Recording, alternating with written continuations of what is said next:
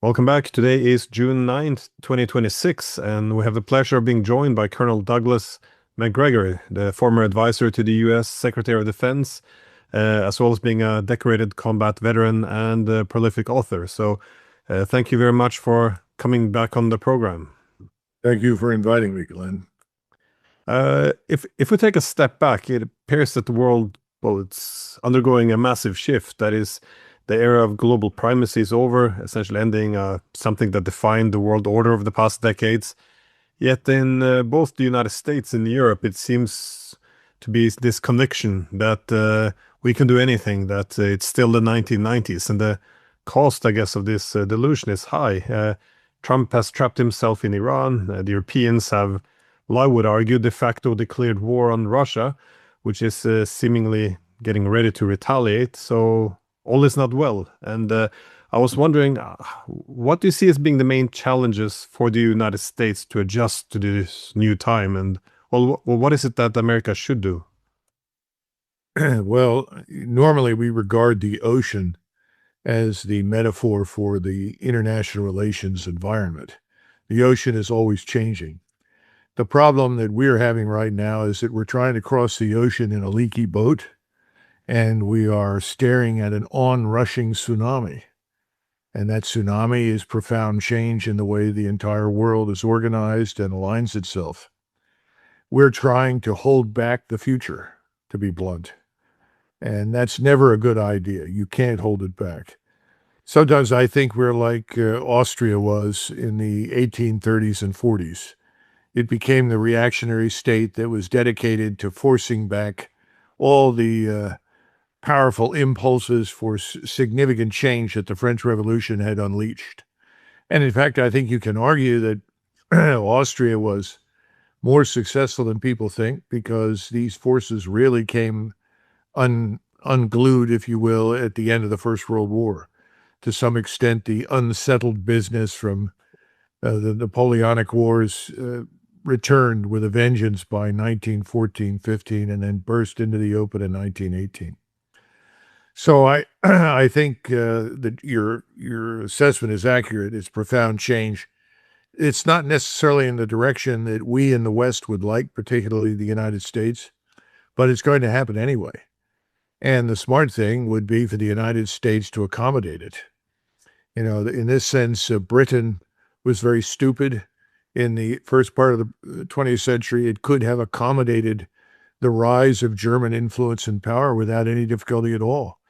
Instead, Britain's refusal to accommodate Germany led to an inevitable war that destroyed almost everybody in Europe.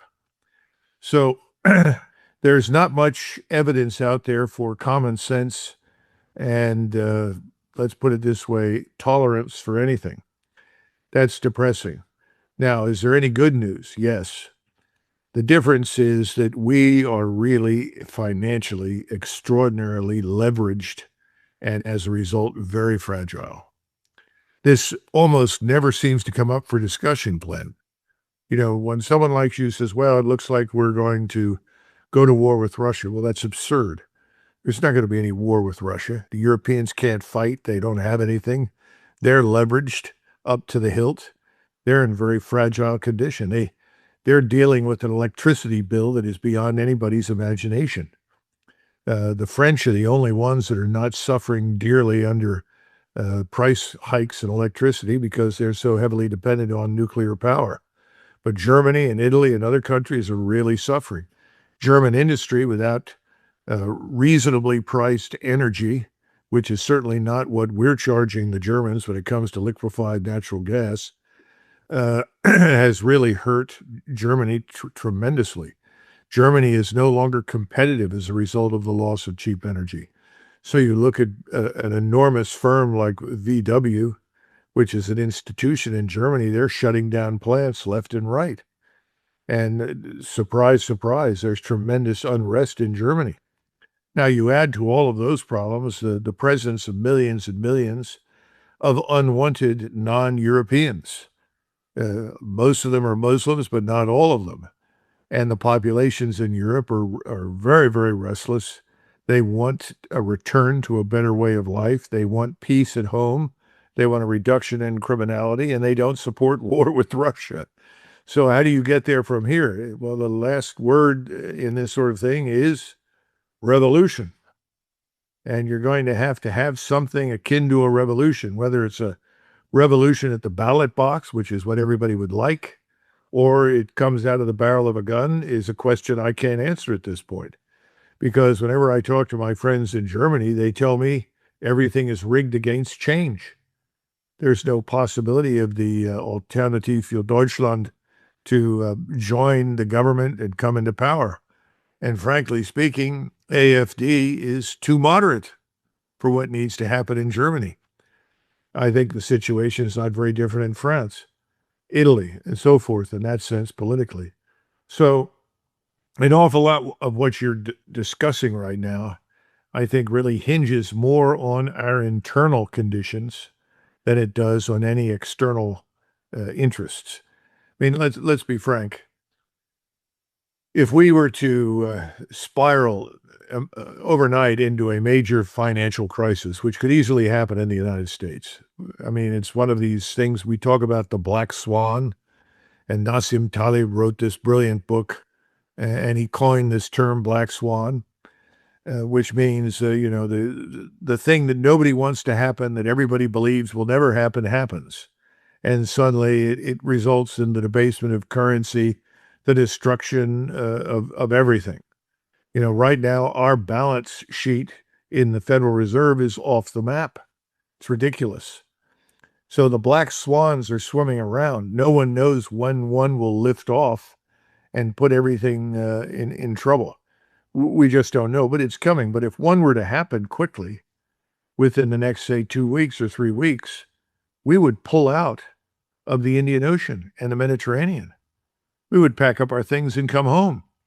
We would stop. There is nothing happening overseas right now that is more important to Americans than what is happening here at home. People don't understand that. Right now, nobody's paying a lot of attention to the rise in gas prices. I shouldn't say nobody, but not very many people. If it hits $10 a gallon, everyone will pay attention. And that's why you keep hearing from President Trump over and over and over again, oh, we're within a couple of days of a deal. Oh, peace is at hand. Gas prices are going to fall. And the markets, for reasons I don't understand, actually believe what the man says.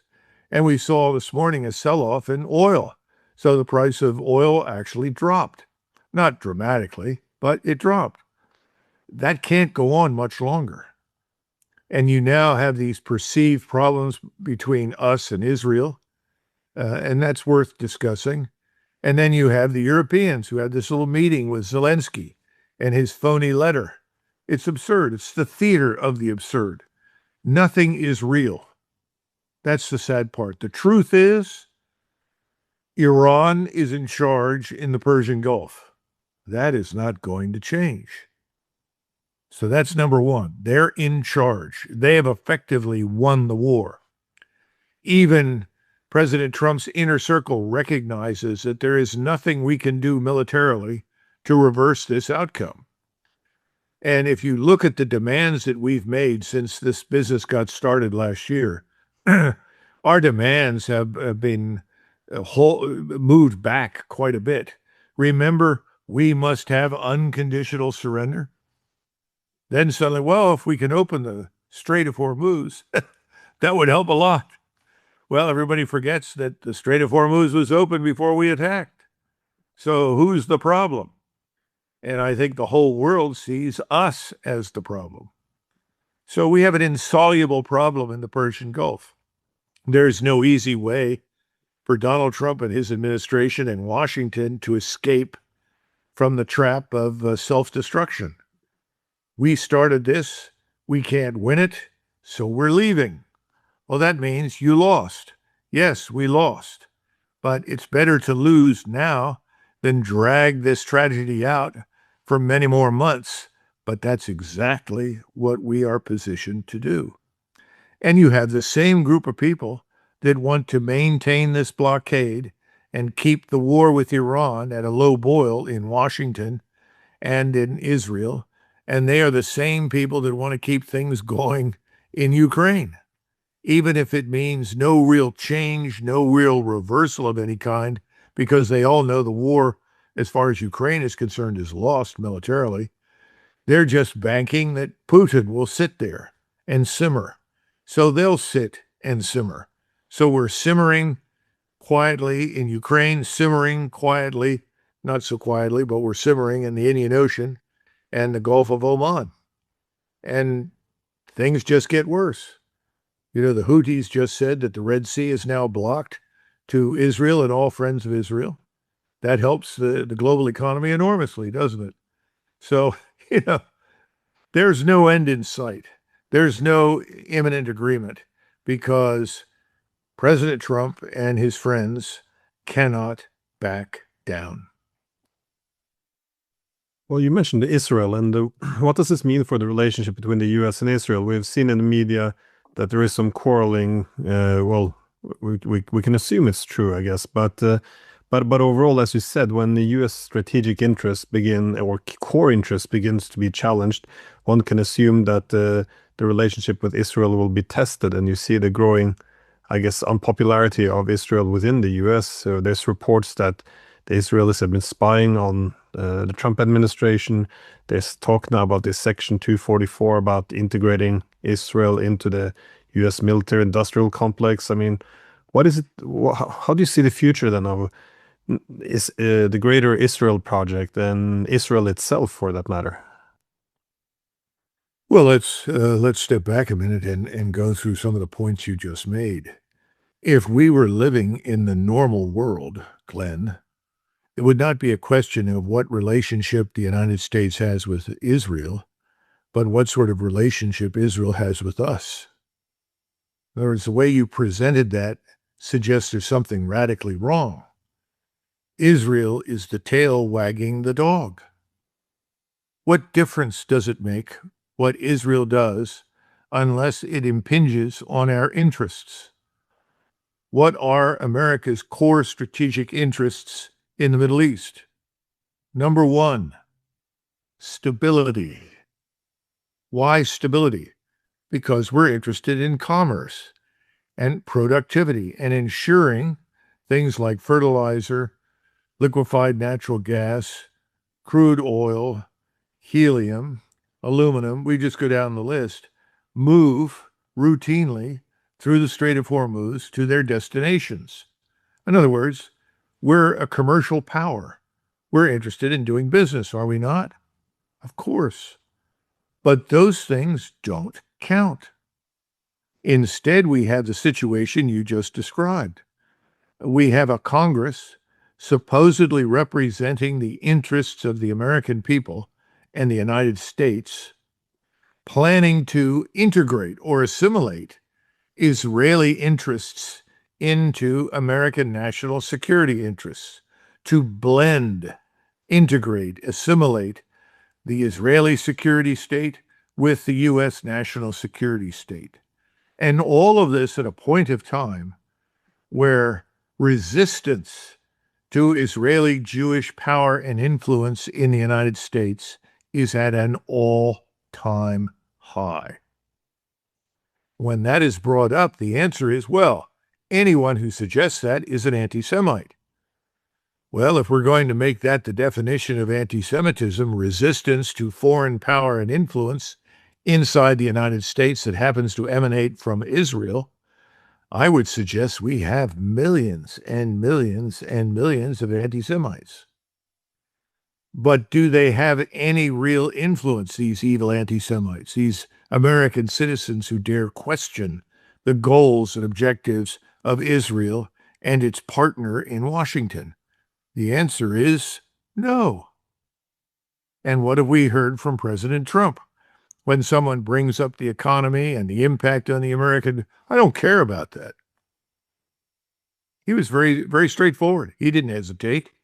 He came back later and said, well, that's not really what I meant. He said exactly what he meant. And the same thing is true on the Hill. Why? Because of money. It's called Jewish financial power. And that power is pervasive and it's influential. And it causes representatives of the American people to act in ways that are antithetical to the interests of the United States. And this is not simply in national security ways. It affects economics and commerce and immigration and border security, all sorts of things. This can't last, Glenn. I mean, it's going to go on for a while, but it won't last. And it won't last because the economy is fragile. Our financial system is in trouble. We are leveraged to the hilt. This can't last forever. And Mr. Besant is working overtime 24 hours a day, 7 days a week, to figure out ways to periodically print enough cash to keep the good ship United States afloat. And at the same time, steer it away from the onrushing tsunami. It's not going to work. So people are asking, when does this stop? And I always try to tell them the same thing. It stops when we can't afford it, when it becomes so painful financially and economically at home that we simply can't continue. That's when it will stop, and not before. Well, we appear to be approaching that moment that is not just in the US, but around the world. Economic problems are setting in. But looking at how Trump, though, is well stuck in Iran now, we see recently now that Iran announced it extended its deterrence to Lebanon and essentially then struck Israel. And then we heard from a Hamas spokesperson that Iran would also demand that Gaza is part of the ceasefire. This kind of punched a hole, it seems, in the U.S. illusion of escalation control that is able to, well, as you said, to take the Iran war off the high intensity war and just put it on a slow burner and essentially try to control, escalate when suitable, de-escalate when it's required. But how can Trump get out of this now? Because the situation just keeps getting worse, as you said. The Red Sea as well, the access is being shut down. So what can be done at this point in time? President Trump is not in control of anything. That has to be understood. If anyone wondered who was in charge in this partnership between Israel and the United States, it's very obviously not Mr. Trump. And Mr. Netanyahu has made it abundantly clear, and I can explain why.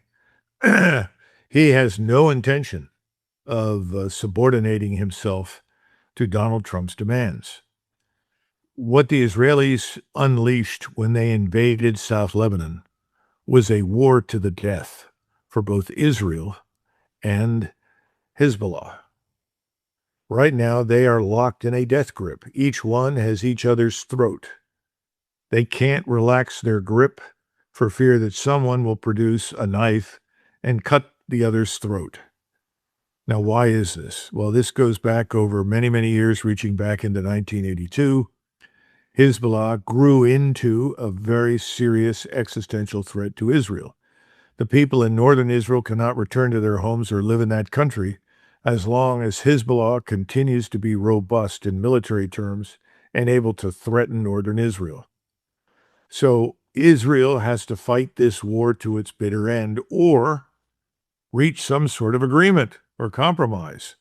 No one today in Israel wants to compromise on that matter. I know, I was there. I understand exactly how they feel and why they feel the way they do. Problem is, they may not be able to defeat and utterly destroy Hezbollah. Now, Iran, in the meantime, has done something that no Muslim state in the region has done. It has stepped forward and said, we will support and fight for Hamas in Gaza. In other words, Gaza. We will stand in support of and fight for Hezbollah, southern Lebanon. So there will be no agreements between us and anyone, Israel or the United States, that does not include those areas. In so doing, Iran has emerged as the leader of the Islamic world. Iran, the heretic Shiite state, is now the de facto leader of the House of Islam. If I were a Turk, I would be ashamed of myself If I were an Arab, I'd be ashamed of myself. All the states and all the peoples, who has stood up and said, I will not submit? Persia. It's an amazing development. People in the United States have no idea how important this is. It is extremely important. And eventually it's going to shame the rest of the region to join the war. That's coming. And that war is against Israel. So the real question for us, instead of what we're worried about right now, which is how do we open the Persian Gulf, that's easy. You renounce, as Washington renounces any claim to the Persian Gulf, abandons the blockade, and agrees to disengage its forces. And it does so on the grounds that are humanitarian, that the global economy desperately needs this. We disrupted it unintentionally. We're going to fix that. That's number one. Then number two, we need to step forward and find a way to end this war that at the moment is on a trajectory to the destruction of Israel. People don't get that here in the United States. They don't understand that Israel as a state, as a people, is actually at risk of going out of existence. We should be interested in stopping that, but you're not going to stop it by killing more Muslims. That won't work. Israel cannot kill its way out of this to success, and neither can we. Well, how do you see the Israelis doing so far, though, on the battlefield? Because I know the drones have created some problems. We hear from the IDF that they are very much overstretched. And I don't, when the Israelis say, they consider Hezbollah or Iran to be an existential threat, that's not really unreasonable. I don't buy it for the United States. I don't see Iran, sorry, being an existential threat to the US, but Israel, this is, yeah, it's seemingly reasonable. But again, what is that they can actually achieve here? Because they appear to have, chewed over much more than they can consume. So where do you think this is heading? Do they have to back off at some point, or do you think they will double down and again try to knock out Iran, however that might, if that's possible at all? Israel will not cease and desist as long as it is supported unconditionally by Washington. And Washington will continue to support Israel unconditionally as long as we can afford to do so, as long as we are not constrained by economic and financial crisis at home. It's as simple as that. Now, President Trump can end that. If he wanted to end the war in Ukraine, if he wanted to end the war in the Middle East right now involving Israel and Iran and its neighbors, it's a very simple process. You halt all aid, military, subsidy, whatever it turns out to be, to Israel. You halt all aid and sustenance to the government in Ukraine. That would bring things to the end. The Europeans simply can't manage that on their own. But he has shown no interest in doing that. And he is obligated by his promises to the various billionaires that back Mr. Netanyahu in the United States to fight this war to the finish. And indeed, if you listen to all the rhetoric at the beginning about ending the civilization overnight by unconditional surrender, total destruction, go down the list of all these hyperbolic statements from Donald Trump, it's very clear what he set out to do. He's failed. It hasn't worked. He can pull out. It's not the end of the world for him, although it may be the end for him here at home. Why do I say that? Well, these billionaires that have been supporting him may turn around and say, fine, if you're not going to hold to your word, the word that you gave us, then we'll arrange for you to be impeached as soon as you pull out. And can they do that? Absolutely. Because they control both parties on the Hill. The same money from the same sources goes into both parties to guarantee support for whatever Israel wants. So if he pulls out unilaterally and says, this is the only way to end this tragedy, is for me to take responsibility and on humanitarian grounds pull out, if he does that, he's probably going to be impeached and thrown out of office, at which point in time, he'll probably face all sorts of court battles and potentially jail time. So he's not in a position that's all that different from Mr. Netanyahu, is he? So under those circumstances, is it realistic to expect Trump to step forward and do what is right? You know, Andrew Jackson used to say when people would question what he wanted to do and question what he could do with the U.S. Army during wartime, he would say over and over and over again, one man with courage makes a majority. He was right. He proved it. Lincoln proved it. That's been the hallmark of American national identity for 250 years. Does he have the courage? I've outlined to you why I don't think he does. And for that matter, neither does Mr. Netanyahu. Well, as the whole world is looking at Iran and the debacle playing out there, people forget how dangerous the war against Russia is becoming now. That is, yeah, I think you accurately point out that the Europeans do not have the capabilities of fighting a war with Russia, but that doesn't seem to impact their intentions. I mean, they very openly state the objective now to destroy the economy. They're arguing that they want to mass produce long range weapons to strike deep inside Russia. They're even setting dates for when they think a war with Russia would start. And as you and I discussed earlier, there's now been, increasing strikes on Russia from NATO territory, then primarily the Baltic states. Only, I think it was 2 days ago, the EU announced it would now start to go after Russian ships in the Mediterranean. And well, essentially, self-preservation doesn't appear to be a very strong instinct in Europe these days. So where do you see this headed? I mean, how much more do you think the Russians, or Putin, to be honest, can can absorb before they have to change course? Because my impression is that his entire National Security Council is now against him, arguing that any restraint or weakness, or at least restraint, will be interpreted as weakness in the West. So, how long do you think they can hold out before they take dramatic action? Well, there were two things that happened within the last sort of 24, 36 hours. One is a presentation by President Putin at the St. Petersburg conference. And the other was a presentation by Sergei Lavrov, and I'm not sure where he made it, but I listened to it in its translation.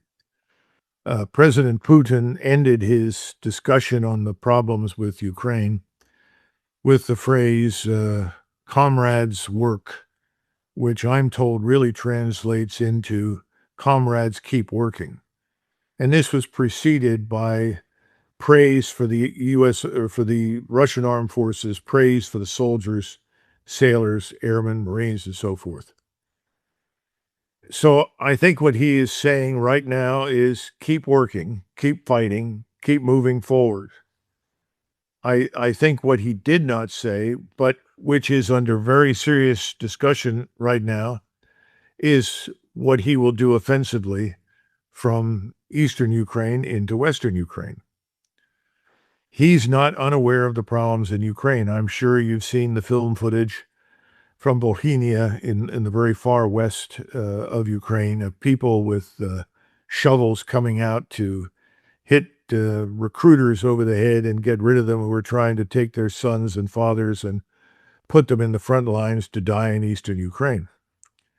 Now, western Ukraine is very interesting because of the various parts of Ukraine. That is, without a doubt, the most westernized.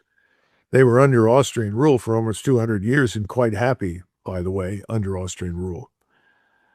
That part of Ukraine is renowned for its resistance to things it doesn't like. In 1968, when the Warsaw Pact was mobilizing to go into Czechoslovakia, the Western Ukrainian military district that included was really called the Carpathian Military District, the areas we're talking about, practically no one showed up to mobilize. This is 1968. What did the Soviet government do about it? Not much. They didn't want to have a fight in Western Ukraine. These people are serious. They've had it. They're sick to death of Zelensky. And I think there's more of that in Western Ukraine than people in the West really understand and grasp. That's good news. The bad news is we're doing nothing to support these people, and we need to. And we can do that by stopping the support for this dictatorship in Kiev. Now, in the meantime, I think there are serious discussions about offensive operations into Western Ukraine. If you look at the positioning of Russian forces right now, there are three major concentrations. There is one in the south near Zaporizhia. There's another further north that is aimed, generally speaking, beyond Chernigov, from Sumy and so forth towards Kiev. There is a third in Belarusia. The third one in Belarusia, I'm told, includes somewhere between 20 and 30,000 North Korean troops.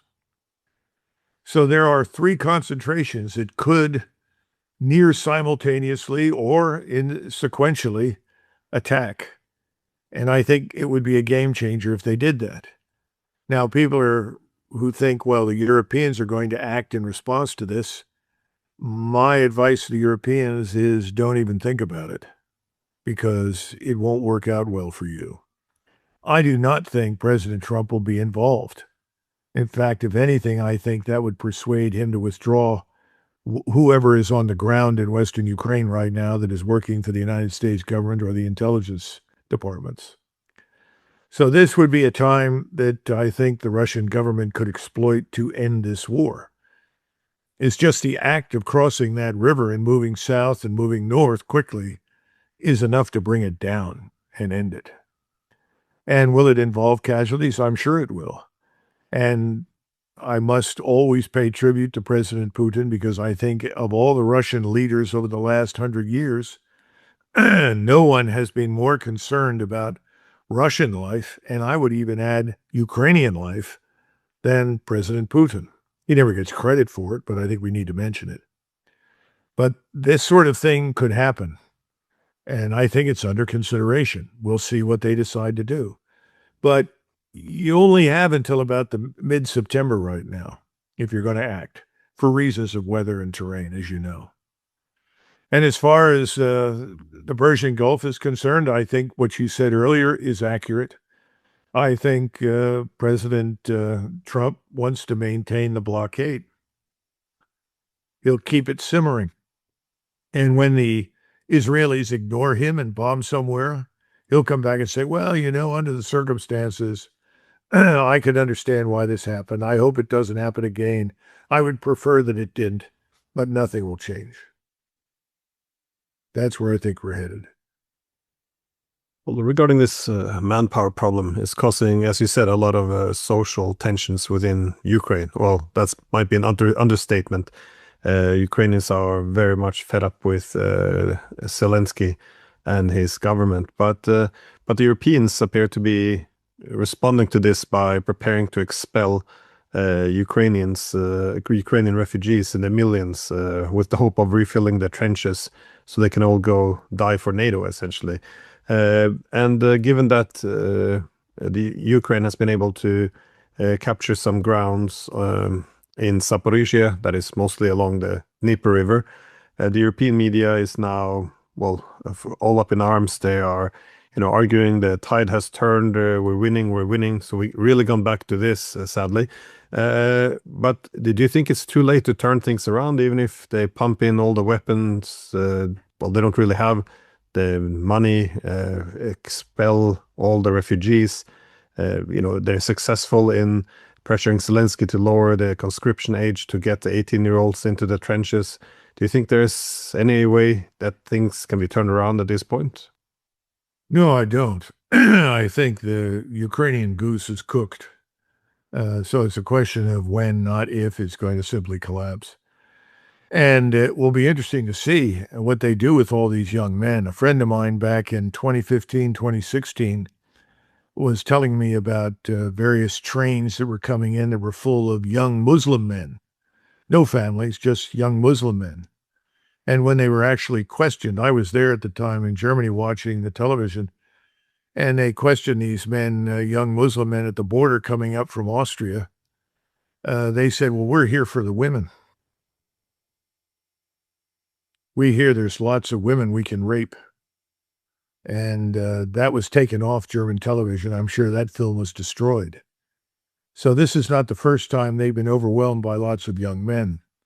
When it comes to the Ukrainians, yeah, I had friends in the train stations. They lived in Hanover and in Cologne, and they were shocked at the numbers of young men getting off the trains from Ukraine. No families, no wives, no children, young men. So I think the Europeans have a lot of young men they need to round up and expel. There's no question about that.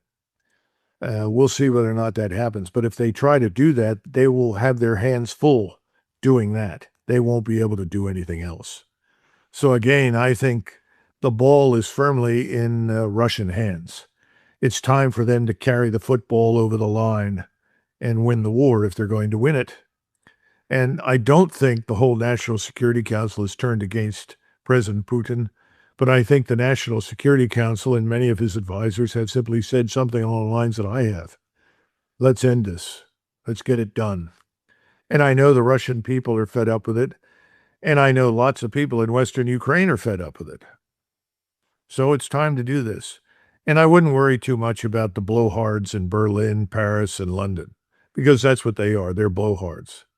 And I don't know if you've watched any recent German television, but the numbers of people on the streets opposed to the draft those numbers are really quite impressive.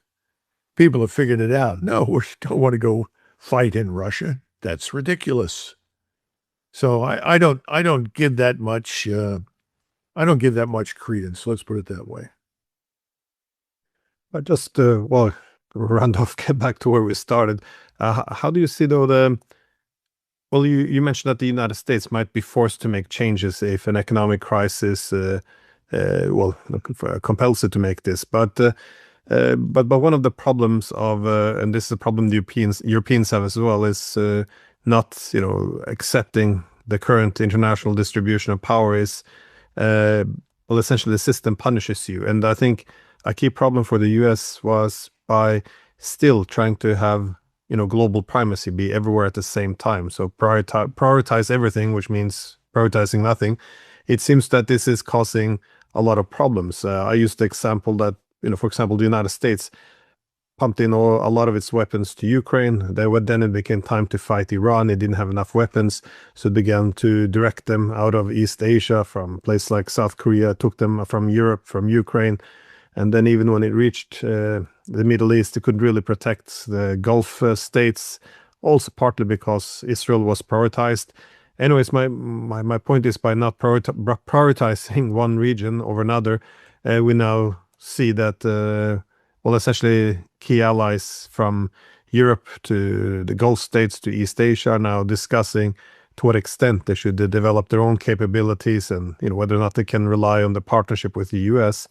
I think this could have been avoided if the U.S. had just said, our resources are limited. Let's focus on this and that region, and but it hasn't. So I guess my question is, how do you see the alliance system which the U.S. has built up? How long can this be sustained unless the U.S. begins to, well, not necessarily scale back, but prioritize some regions over the other, or at least act according to limited resources? Again, as I would add, at least the Americans have resources, the Europeans do not, and they still act as if they have plentiful. So, well, you're talking correctly and accurately about this ends means calculus. That hasn't been done in the United States for decades. There was always this assumption of limitless resources, limitless money. Remember, all of this begins with the end of the gold standard. Once you were no longer tied to the gold standard, you could print as much money as you wanted. And that's exactly what we've done. And so instead of trying to maintain a solvent household, we've simply printed more money, brought it up from the basement and say, here you go. We'll pay for it with this. And with each passing year, obviously the currency has been worth less. Now we have an inflation problem. Some people think we're going to have a deflation problem as well. Whatever happens, we know two things. Number one, we're headed into a very serious recession. There are very few people who deny that. Secondly, it could easily become a depression. The longer this business in the Gulf continues, the more likely we are to see a global depression. We'll see famine. We'll see shortages of all types and kinds and minerals and products and technologies, all because of this crazy, unnecessary war in the Persian Gulf. What will happen? I think you will see, excuse me, I think what you're going to see is it doesn't make any difference what happens over the next 6 months. The future is pretty clear. We are going to have to withdraw most of our forces from beyond our borders. We are going to have to cut defense spending. Defense spending is the largest portion of what we call discretionary spending. We're talking about a budget this coming year of 1.5 trillion. It's absurd. It's fantasy world. We can't afford the trillion that we're wasting now. We're going to have to make some hard decisions.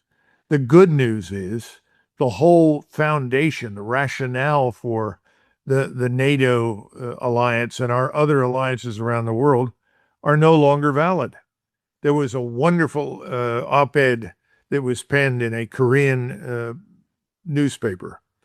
I read it this morning. I'll send it to you. It was translated into English. And this Korean journalist very astutely and very, very calmly pointed out that warfare has changed. He looked at the Persian Gulf. He looked at what's going on in Ukraine. And he says, if you have U.S. forces stationed on your soil and the United States decides to go to war with China, with Russia, with Iran, with anybody, those forces on your soil are now magnets for enemy action. In other words, they're now part of the problem. They're not a source of security. They are a source of insecurity. Here's Korea, a nation of almost 50 million. It's a brilliant society with a brilliant economy, and it's quite prepared to defend itself and navigate the waters of the international ocean as a sovereign state. And we keep insisting that they retain our military establishment on their soil. They don't want it. They haven't wanted it for a long time. They don't need it, and now they see it as a liability, not an asset. The Japanese will reach similar conclusions. The Europeans will reach similar conclusions. And the thing that people really need to understand, and they haven't grasped this yet, everybody talks about Finland's magnificent and courageous stand against the Soviets in 1939. Well, they need to look at what has happened in Iran. Iran has conquered the revolution in military affairs for the present. And that revolution, which began back in the mid 20th century, is to link overhead surveillance of all kinds, whether it's a Reaper or it's a satellite, any number of different things, manned or unmanned aircraft. Link that intelligence, surveillance, reconnaissance platform and the data for targeting that it produces directly to ground stations that control thousands of platforms with hundreds of different strike systems. And in a space of a few minutes, can identify a target anywhere from 500 to 1,000 miles beyond Iran's border, track it, and eventually target it and destroy it. That has proved impregnable for us. It's impregnable because they're also benefiting from natural geography, mountain ranges that operate as walls that you cannot easily penetrate or scale, endless deserts in the south of the country that are burning hot, that you don't want to have to live in for any extended period of time. You put all of those things together, and Iran has proven you don't need a navy, you don't need an air force. What you need is what I just described and some ground forces. And with that, you can defend yourself very effectively. That's true for Europe as well. The Swedes could do that. The Norwegians can do that. The Danes can do that. The Dutch can do it. The Germans can certainly do it. You don't have to spend $1 trillion a year to achieve that capability. So the real question is, what do you want to do in the future militarily to protect yourself? That's number one. That may or may not include alliance with anybody else. On the other hand, it may include alliance with your neighbor. It certainly would make sense for the people in Scandinavia to be aligned with each other. Certainly the Swedes and the Finns, probably the Danes, the Germans, maybe Lithuania, Latvia, Estonia. But these don't have to be offensive alliances designed to attack anybody. They're designed to make it impossible to penetrate their states without paying a terrible price. And that's the essence of deterrence, is it? Is it not? So we live in a different world today where those things can be accomplished. Korea is a wonderful example. It's a peninsula surrounded on three sides by water. You set those weapon systems up and the surveillance structure, and you're completely cover your entire peninsula and protect yourself not only from something from the north, but all the way around from the seas. The world is changing. The world is moving in that kind of a direction. I think that's a better solution than the one that we've had for the last 80 years. Because the last 80 years has been predicated on the assumption that if somebody attacks nation X that's allied with the United States, that we will suddenly launch nuclear weapons and put our cities, our population at immediate risk of annihilation in order to protect a small state on the periphery of Eurasia. I don't think that was ever realistic. By the way, neither did Dwight Eisenhower, which is why he said when he agreed to sign us on for NATO, that if NATO lasts for more than 10 years, we have failed, because he felt strongly that we should adopt a different approach. And incidentally, his recommendation in the 50s was that Poland, Lithuania, Latvia, Estonia, the Czech and Slovak republics, and Hungary, and Romania and Bulgaria be neutral. Gosh, what an idea. That would have been a much better path than where we're now in terms of instead criminalizing neutrality. But as you said, I think we're ruled by people and people need time to adjust. And, under the unipolar moment, hosting US troops gave you absolute security. Now, with a declining hegemon, I think it invites problems and make a target of them. Anyways, we run out of time. I had hoped to ask you about the Zelensky letter and whether or not NATO is dead, but we have to do that next time. I think it's pretty moribund. Yeah. The Zelensky letter is not going to breathe new life into NATO. Oh, it's one of the more ridiculous things I read. So, well, thank you very much for your time. Thank you. Bye-bye.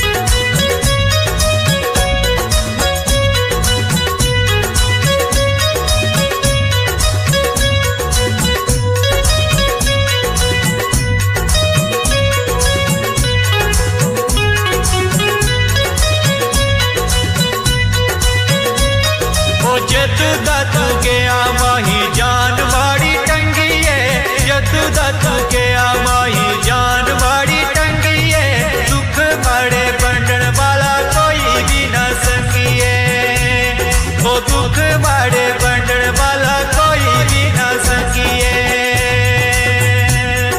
सारी सारी रात तेरी यादां विच लंघी है, सारी सारी रात तेरी यादां विच लंघी है। ओ जीत जान में तेरे पीछे काड़ छोड़ी वे छेती कर आजा सोने माहिया, मैं हाँ तेरिया जुदाइयां दी मारी वे छेती कर आजा सोने माहिया, मुक गई मेरे बाला दी लाली वे छेती कर आजा सोने माहिया।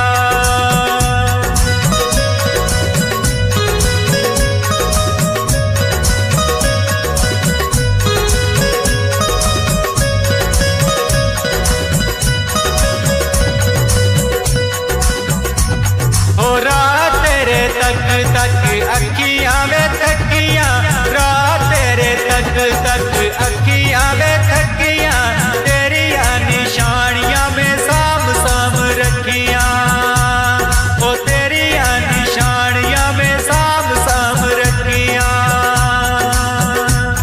ओ कसम खुदा दी बहुओं की पसियां, कसम खुदा दी बहुओं की पसियां, तेरिया निशानियां में साम साम रखियां।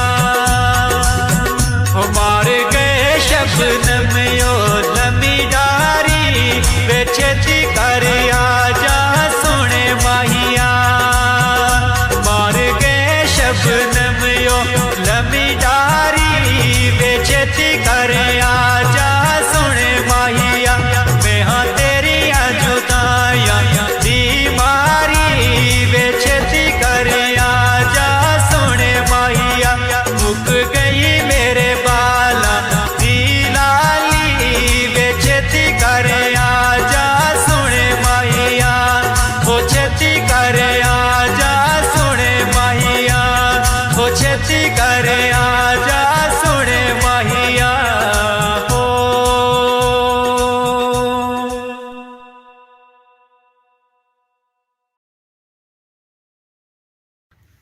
हेलो दोस्तों, आप सभी का स्वागत है हमारे इस न्यू ब्लॉग में। तो कैसे हैं? तो आशा आप लोग बहुत ही अच्छे होंगे, अच्छे रहिए, जहाँ रहिए स्वस्थ मस्त बढ़िया रहिए। हम लोग भी बहुत बढ़िया हैं और आज ठंडी बहुत ही ज़्यादा बढ़ गई है। भैया को तो ठंडी लग रही है, बड़ी ठंडी। कुदार उठाओ, काम करा, ठंडी लागे बहुत। इधर कुदार है और आई कहा ये कुदार है, इधर ही कुदार है। हम लोग कहा जाते पहली खेती बार ऐसा कुदार हम लोग देखे हैं दोस्तों। हम खेती कुदार करते नहीं फरुआ है। है, समझ में नहीं आ रहा है। हमारे तो यहाँ ऐसे ही होती हैं कुदार, बड़ी बड़ी होती हैं। और दोस्तों सलोनी का वीडियो बनाने का मन नहीं करता है, और आप सब सलोनी को सपोर्ट करिए। बहुत वीडियो बना रही है इस समय, डांट पड़ रहा है तब, ठीक। और खूब सपोर्ट करिए। और अभी ठंडी पड़ रही है, इसकी वजह से हमारे घर सब्सक्राइबर नहीं आ रहे हैं, तो ठंडी पार हो जाएगी। फोन बहुत आ रहा, कमेंट भी बहुत आ रहा, सब्सक्राइबर ठंडी की वजह से हम लोग नहीं बुला पा रहे हैं। इसकी वजह से मान लीजिए अभी हमारे लिए नहीं दिक्कत है, जो आएगा हमारे घर उनके लिए दिक्कत है। दूर से कहीं से इतनी ठंडी है, पता नहीं कैसे आएंगे कैसे नहीं। तो अभी खेत में हो रहा है काम, क्या क्या बोया गया है आप लोग को दिखाते हैं बैक दिखा कैमरा दे से। सबको। ये है गोभी, इधर गोभी लगा है, और इसमें रखा डाला गया है पालक, और इसमें है सोआ, और हमारे जीजा इधर हैं। ये बो रहे थे लेकिन थक गए हैं। थक गए इतना जल्दी? ना है, थर्मे बना है। हैं? पोस्टर बना बजा थी, पोस्टर। तो बहुत ज़्यादा मेहनत कर रहे हैं सुबह से ही उठ के। और इसमें है धनिया, नहीं धनिया नहीं, सोआ, मिस्टेक हो जा रहा है। गोभी है छोटा छोटा, देखिए इधर, और उसमें पालक है, और लहसुन जो नरी उनरी सब लोग बोया जाएगा। तो बोया जाएगा, फिर देखा जाता है कैसा उगता है कैसा नहीं, मेहनत सफल होता है कि नहीं। मेहनत तो कर रहे हैं लोग, रात को आया है बीज तो लगाया गया है अंधेरे में। तो चलिए खेती करते हैं। हम तो नहीं उठाएंगे, जीजा और भैया दोनों लोग कर रहे थे, मतलब खोद वोद रहे थे, पता नहीं क्या। हम तो किए नहीं तो करते कभी, मतलब ऐसा काम नहीं किए। खेत का काम हुआ चाहे और भी कुछ, तो घर का काम करेंगे, लेकिन खेत का काम नहीं आता मुझे कुछ भी। तो चलिए अब ब्लॉग को यहाँ तक देखें तो थैंक्स, और मिल जाएंगे नेक्स्ट वीडियो में, तब तक के लिए बाय बाय। और हमारा खेत कैसा लगा बताइएगा जरूर।